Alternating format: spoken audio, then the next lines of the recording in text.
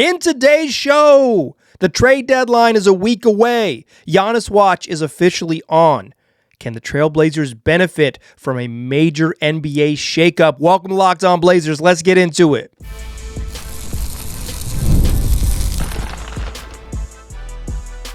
You are Locked On Trailblazers, your daily Portland Trailblazers podcast, part of the Locked On Podcast Network.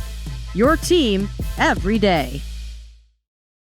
What's up, world? It's your past first point guard and Trailblazers reporter, Mike Richmond. You're listening to another episode of Locked On Blazers, part of the Locked On Podcast Network. Available wherever you get podcasts and also on YouTube. Thanks for making this show your first listen. Coming at you each and every weekday, Monday through Friday. So make it a part of your daily routine. Make it your first listen. Tell your friends to do the same. Locked On Blazers, your team every day. In today's program, it's Giannis watch. It's officially here. It's actually always been here, but there was some reporting today from ESPN that makes it feel a little bit more official. We will get into the latest on Giannis watch. Sounds like a trade is at least a real consideration, if not imminent, coming with the trade deadline next week. You're listening to Thursday, January 29th show. Next Thursday at noon Pacific time, that'll be a wrap on the trade deadline on February 5th. So get your popcorn ready because it could be an exciting week here in Blazerland, although I think typically if a trade of this magnitude were to happen, I bet it happens right up against the deadline, the day before or day of. Let's get into the news. We'll talk all about what was reported today by Shams Charania. Quite frankly, how that's not different from what's been reported for a week or more, at least several days by other outlets. But why I do think that's different, we're going to get into a lot of the sort of media literacy stuff that I think is really important around this trade deadline, and hopefully I can help you unpack it along the way. And then I want to ask the question, and I think this is a really, really, really big deal. How valuable are the Bucks picks? The Blazers have control over the Bucks drafts in 2028, 2029, and 30. Those picks could be extremely valuable, but I want to ask a question that I quite frankly do not know the answer to. How valuable are they? And we'll unpack all of the ways they can be extremely valuable and sort of the pitfalls of some decisions the Blazers may have to make here in the near-ish future or not make in the near-ish future. Okay, let's get into the news. I'm just going to read you a sentence from Shams Charania. It's absolutely outrageous. Two-time MVP Giannis Antetokounmpo is ready for a new home ahead of the February 5th trade deadline, as several teams have made aggressive offers to Milwaukee, who are starting to listen, league sources told ESPN on Wednesday. The verb choices are wild. That's Shams Charania of ESPN reporting that. You will notice that it says Giannis Antetokounmpo is ready for a new home. This is the type of bonkers water carrying that makes news breaking in particularly professional sports and probably all of sports across, like all access journalism across all of the United States, totally worthless. Because if you don't know, this type of just sort of like bizarro syntax is needlessly confusing.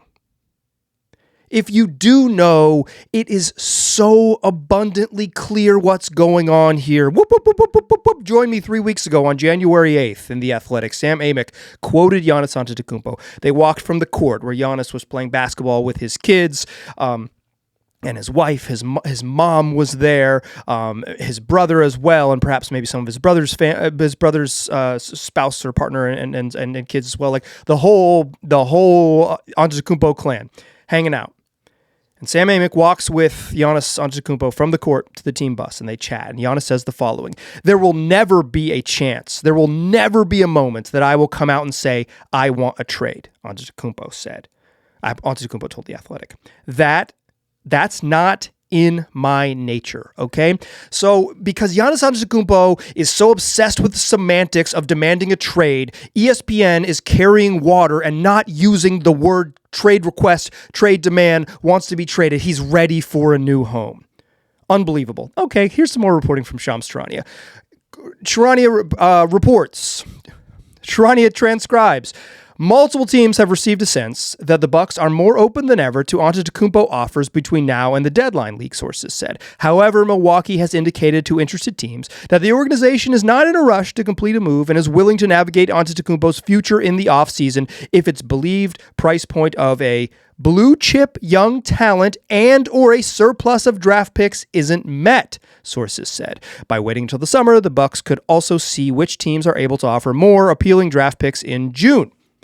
Antetokounmpo reports that the Miami Heat, Minnesota Timberwolves, New York Knicks, and Golden State Warriors are among the serious suitors for Antetokounmpo, league sources said. All right, cool. I think that is some good reporting there at the end, albeit the sort of we are forced to deal with the semantics of what is a trade request and what is a chosen relocation with shift in job title via a trade in the NBA. So the Heat, T-Wolves, Knicks, Warriors seem to be the teams reportedly, at least right now, as we're a week out, who are going to be the most aggressive suitors for Giannis Antetokounmpo. But later in that story, I guess for what it's worth, Ian Begley of SNY, a veteran NBA reporter in his own right, who's been plugged in with sort of all New York happenings, says that reported also on Wednesday that the Knicks and the Heat are expected to be aggressive in their pursuits of Giannis Antetokounmpo. Those teams in particular most aggressive. But later in his reporting, Shams Charania writes, and I'm going to read this again verbatim. Antetokounmpo, however, expressed concern over the roster in the offseason and explored his best external fits.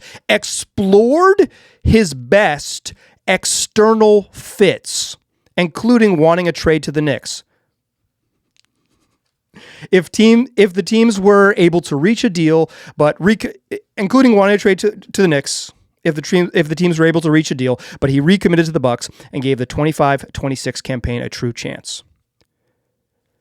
He explored his best external fits, but he didn't ask for a trade. That was a story that Shams Charania wrote in 2025, linked in the ESPN story, including wanting a trade to the Knicks. That's a story that Shams Charania also has a byline on in October of 2025. Shams has been reporting for darn near a year, 8 months, that Giannis Antetokounmpo wants a trade, but refuses to give us the language that Giannis Antetokounmpo wants a trade. He is reporting it. These are his bylines. Unfreaking believable. And here's what I will tell you here, and here's why I want you to listen to Locked On Blazers, because I'm not following this finish line nonsense from Shams.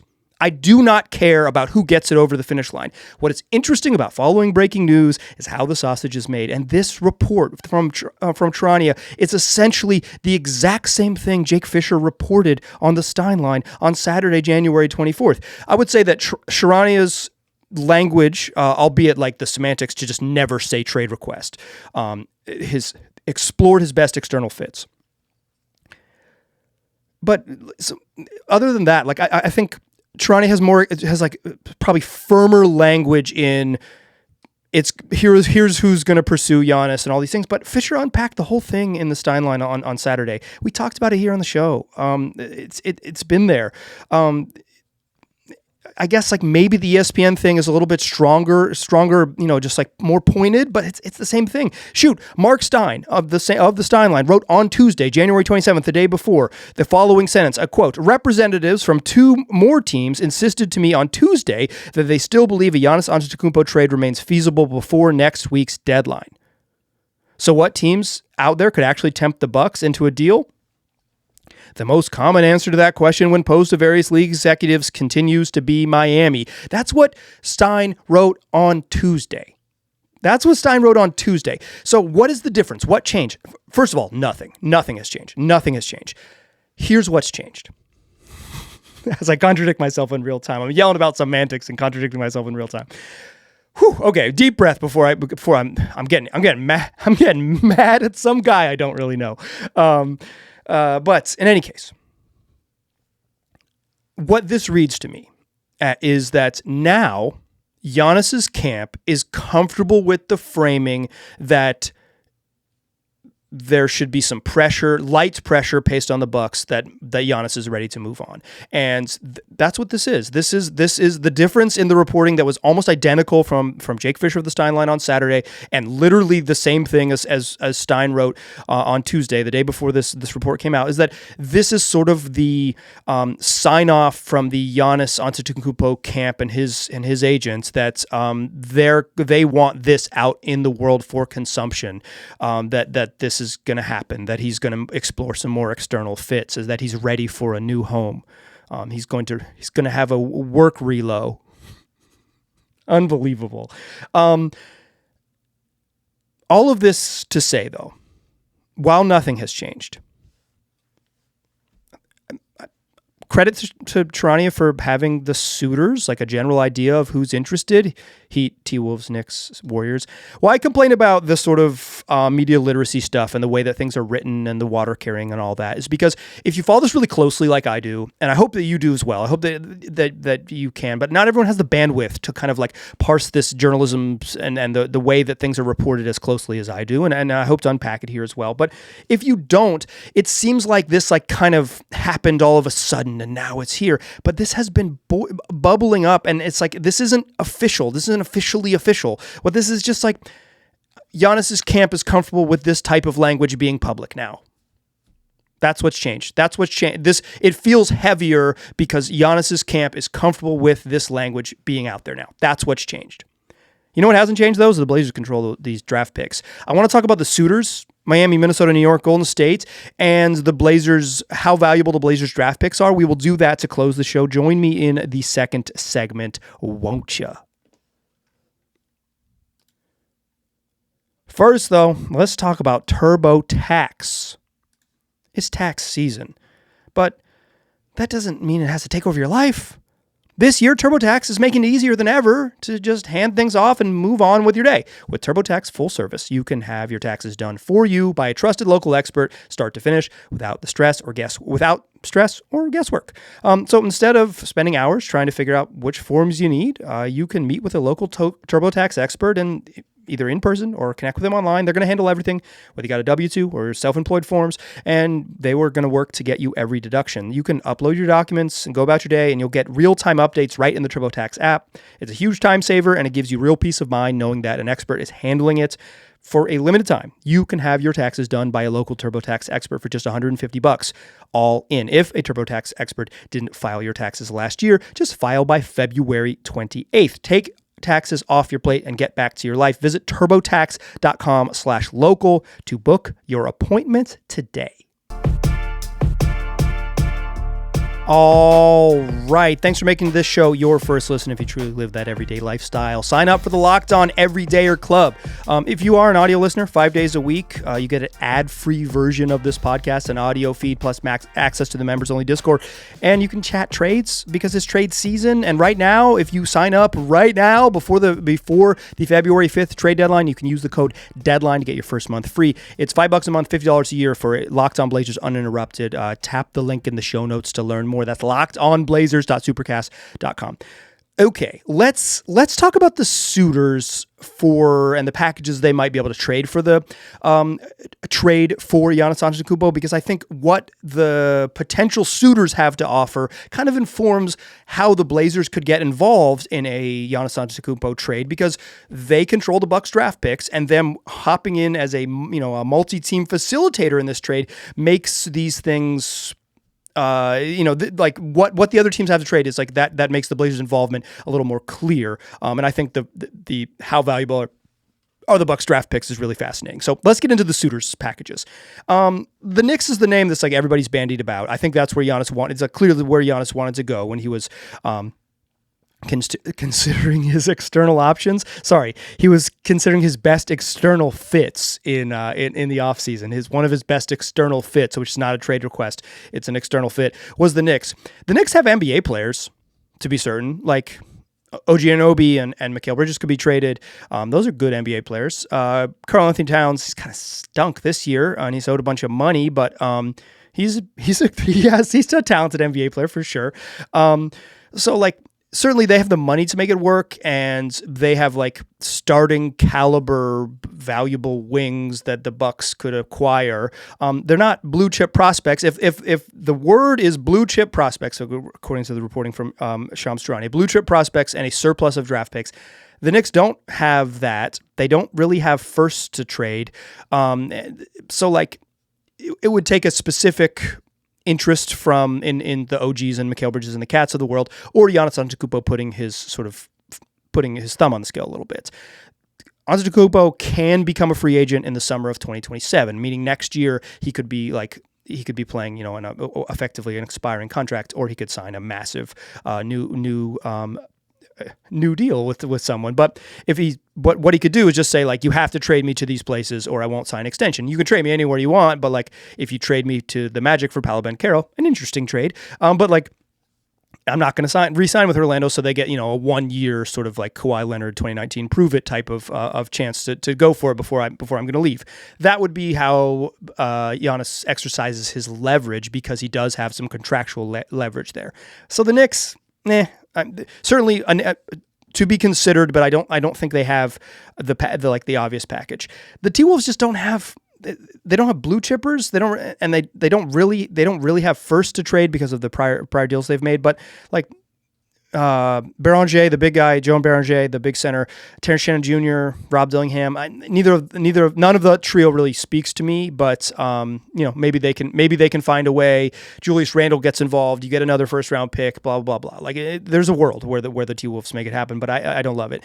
The Warriors are interesting because they definitely don't have prospects, right? Like if Jonathan Kuminga was a prospect, he'd play for another team. Same with Pods. Same with Moses Moody. Like if they'd actually like nailed some of these draft picks that they had, like. They would Lauri Markkanen would already play for the Warriors. They wouldn't have Jimmy Butler. Like they would have just gone another route. But they do have picks to trade. Like if they trade, including this upcoming draft in 2026, I believe they can trade right now 4 firsts. Like they do have that as ammo. They've got the salary matching, particularly if they, like whether sort of their willingness to move off of Jimmy and feel like they did right by him or really not right by him. They're weirdly in the mix. They do not have blue chippers. So if the Bucks just want first to start over, where they could go that path and maybe betting against the future of the Warriors when you're giving them Giannis Antetokounmpo to and 37-year-old Steph Curry, maybe you say like, yeah, that's a risk we're willing to take. So like maybe the Heat. Maybe the Heat are a real contender here. The only reason I wouldn't say the Heat are a real contender to land a star is only because of the last 7 years of their franchise, where they're always rumored to get every good player and then strike out. Kevin Durant, Damian Lillard, even like some sort of lesser stars, like they just haven't. It's not how it's gone down for them, right? It's not how it's gone down for them. They have not acquired those players, but they could add, Kel'el Ware, their rookie this year, Jonas. They could add Jaime Jaquez Jr., who's fine. They've got 2 firsts. I think they can. If my reading of the trade machine is right, I think they have 3 swaps. It might just be 2, but like 2 real firsts and a couple swaps. Plus, Kel'el Ware is interesting. He's probably not blue chipper. Jaquez Jonas is interesting, probably not blue chipper. Jaime Jaquez is fine. It's fine. It's a fine role player. I like to watch. I kind of like his game when he's playing well, but he's not a big needle mover. And all of that is to say is like the teams that seem to be the biggest suitors, like. None of them hit the obvious package. None of them have that obvious package. They don't have the blue chip prospect. So the path is probably to leverage one of these teams and rope in a multi-team deal, right? Is there another team, and is that team in the Pacific Northwest that would want some of what these teams have to offer? I don't know. I don't look at that list that I just made there and said, yeah, the Blazers got to get in on that. Like, I think OG Anunoby's really good. I think Mikal Bridges is fine, but I wouldn't want to pay him all the money he's owed on a contract extension. I would not want to be in business with Karl Anthony Towns at the price point he's at currently. Seems like a cool guy though. So let's talk about the Blazers' value of the Blazers swaps in light of what the Bucks could actually get, or from the teams that are expected to be in the hottest pursuit of Giannis Antetokounmpo over the next week. how valuable are the Blazers swaps, and should they be getting involved in this type of deal? We will talk about that in the third segment. Join me there, won't ya? First, though, I want to tell you that today's program is brought to you by Rocket Money. Let's be real, managing your finances can feel overwhelming. Between subscriptions you forgot about, bills that keep going up, and trying to figure out where all your money actually goes each month, it's easy to feel like you're losing control. And who has time to track every transaction and hunt down hidden fees? That's where Rocket Money comes in, the personal finance app that helps you take control. It finds and cancels your unwanted subscriptions, monitors your spending, and helps lower your bills so you can grow your savings. Rocket Money, you sign up for it super quickly, plug in all of your financial accounts, and then it will just do the work for you. It'll find that you are actually paying for multiple Netflix services, or that, maybe something that your kid signed up for is a subscription service that you've actually been paying for 8 months and you really don't want to. You can save money that way. Plus, it's going to track all your spending and categorize all your spending so you can see exactly where your money's going each month. It'll get you on track to meet your financial goals. Let Rocket Money help you reach those goals faster. Join rocketmoney.com/lockedon. That's rocketmoney.com/lockedon. rocketmoney.com/lockedon. Still a pass versus point guard. I'm still Mike Richmond. Still listening to Locked On Blazers. So all of this Giannis Antetokounmpo buildup has been leading to me asking this question that I do not know the answer to, and if I had a good answer to it, it wouldn't be at the 20-minute mark of the show. How valuable are the Blazers swaps that they own or picks that they own for the Bucks? Two of them are swaps. They own the right to swap picks in 2028. They own the Bucks outright pick in 2029, although it could potentially go to Washington depending on stuff. But let's just, for math purposes, let's say that they own the Bucks pick in 2029. And they have a swap in 2030. That's 3 consecutive drafts a few years from now, right? We're still 26 and 27. It's like a long cycles. But I frankly don't have a super strong grasp on how valuable the picks are. I kind of think it's an unknowable variable. Certainly, I think like what we're asking is how valuable are the picks perceived to be, because the value themselves is into the future and we do not know them. So what is the perception in terms of trade value that these picks have? Like, I think in this exact moment, as you were listening to this program on January 29th, assuming that nothing's happened since prior to this show coming out, is that I think those picks are most valuable right now to the Bucks. Not that they aren't valuable to other teams. They're valuable in the way that pick swaps would be valuable. Like, the first round picks are valuable in the league, and they're not outright picks. They're the right to swap picks, so they're not as valuable. 28 and 30 are not as valuable as an outright first round pick.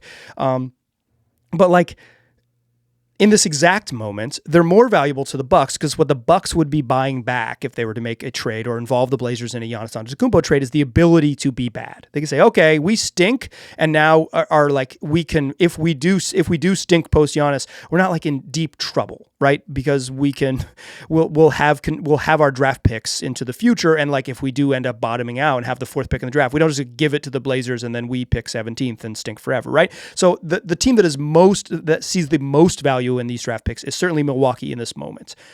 None of the players, as I listed in this group of suitors, strike me as worthy of trading away multiple picks. Good gracious, no.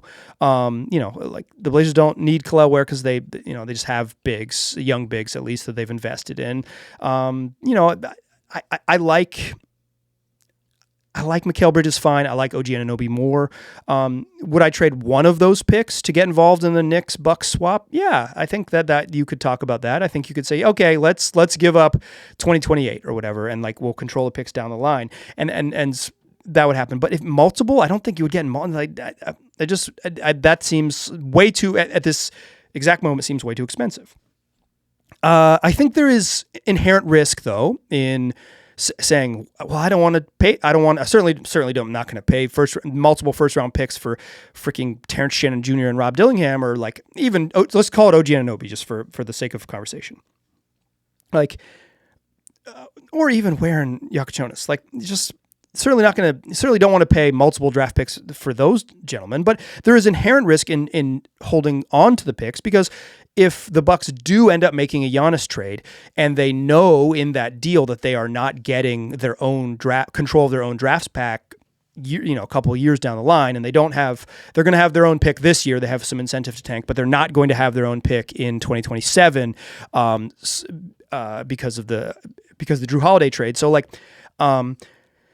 they're being bad. They don't have incentive to tank in next season, but they also would they want to buy back their willingness to tank? But if they don't, then the decisions they make, including the decision they make immediately with the Giannis Antetokounmpo trade, would be informed by their lack of control of their draft. So by the time you get through that 2027 season and 2028, can the Bucks get back to being something like a mid-tier lottery team? So not that the picks aren't valuable, because we're talking maybe you're swapping from 19th to 12th or something, but they're not just as juicy because they're not going to be truly one of the worst teams in the league. Whereas every year, there's 4 or 6 teams that have real incentive to lose, and the Bucks would be outside that group without incentive to lose. And when you have less incentive to lose, it's pretty easy in my opinion, to be mediocre in the league. Maybe not 35 wins, but I think winning 30 games, losing 52 times just because you try at the end of the year and other teams don't, is relatively easy. Particularly if your decisions that you get to make are informed by your sort of specific desire to be mediocre. There is also a chance with these picks that they're the peak value of the Bucks draft picks is during the Giannis trade, right? The Bucks would be most incentivized, most desperate during this trade. So whether Giannis gets traded in 8 days or whether it happens in July or June or July, it's this would be the time that you absolutely maximize the value. And so if the Blazers say, well, we don't really care about OG and Mikal Bridges, who cares?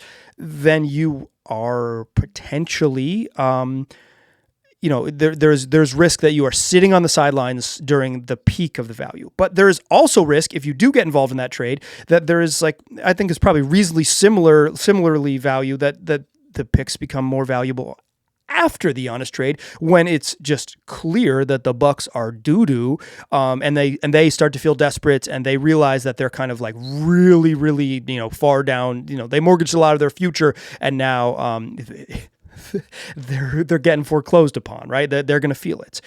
So I think there is risk in not getting involved in the Giannis trade, but there's also risk in not seeing what the other side looks like if you don't love what the sort of what being a facilitator would offer the Blazers, because that's what you're doing with these picks. You're offering a chance to facilitate. And I think holding on to the picks themselves does offer the Blazers some leverage into the future, but that leverage can expire so quickly, right? Because it can be, super valuable, say in the summer, but you don't make the move because you think they're going to get more valuable. And then the Bucks, a draft pick the Bucks picked in the second round that seems sort of meaningless in June when you pass up the pick ends up being really, really good. And then all of a sudden, the Bucks are competent. Now they're just they kind of, snuck out of there in a way that you didn't see, they thought they were going to be terrible. And now they're kind of good because they just they got the 34th pick in the draft correct, and dang it.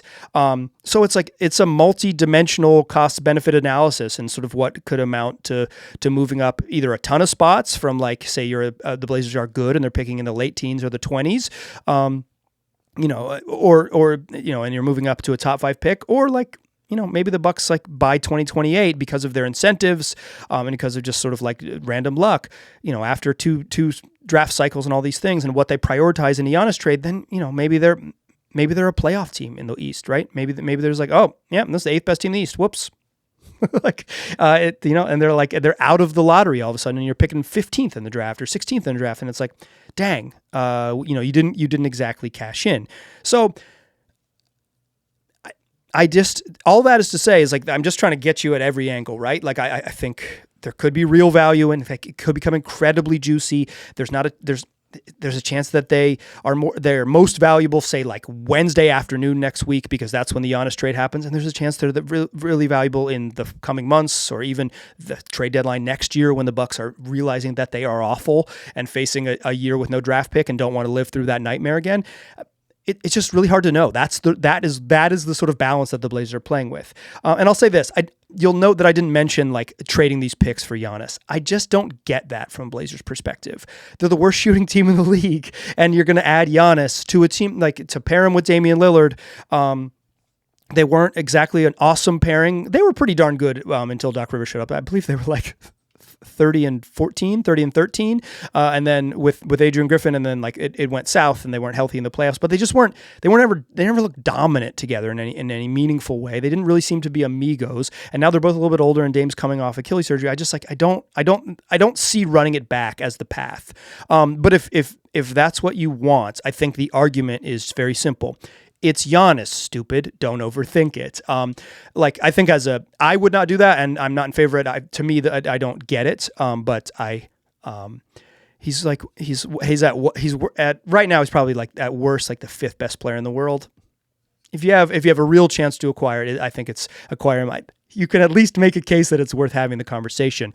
But I think like for me, how I'm thinking about this over the next week is, here are the teams that we kind of think can be involved. What do they have to offer that the Blazers would be incentivized to be a facilitator in this type of trade?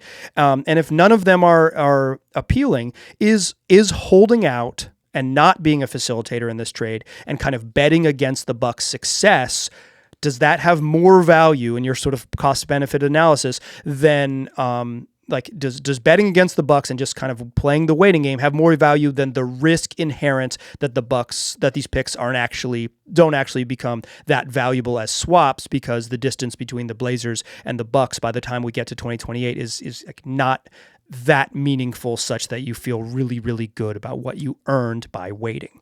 That's going to do it for today's program. Come back for tomorrow's show is what we do. 5 days a week, wherever you get podcasts, also on YouTube. Go sign up for the Everydayer Club. You get an ad-free version of this podcast, Locked On Blazers, without the interruptions. Tell your friends about the podcast. Tell them they get it wherever they already get pods and on YouTube. I appreciate you listening. I will talk to you soon.